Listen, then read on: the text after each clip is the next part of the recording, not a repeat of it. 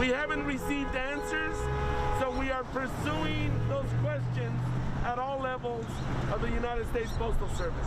Looking for answers on what's happening at the post office. Lawsuits are coming from states accusing the Trump administration of defunding the Postal Service and making mail-in ballot voting more difficult.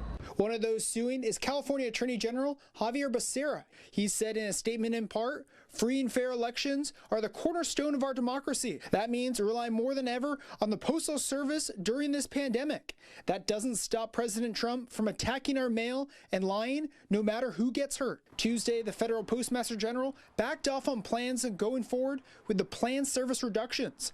Louis DeJoy defended the post office in a statement in part saying, the post office is ready to handle whatever volume of election mail it receives this fall. Even with the challenges of the pandemic, we will deliver the nation's election mail on time. The issue hit home in Goleta this weekend when a drop-off mailbox in front of the Patterson post office disappeared without notice. By Monday evening, 2 new boxes were installed, and Congressman Carbajal says this is more than a voting issue. Those seniors and veterans that rely on life-saving medication that they receive, as well as their pensions and their paychecks that they receive over the mail.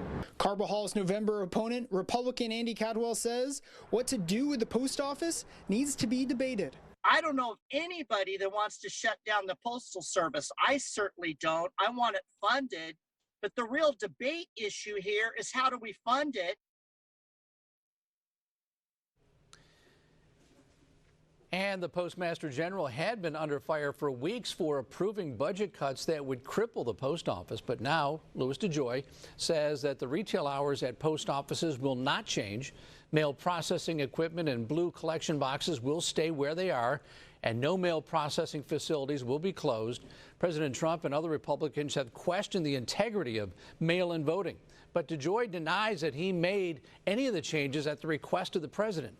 He says they were made because the Postal Service is not making enough money.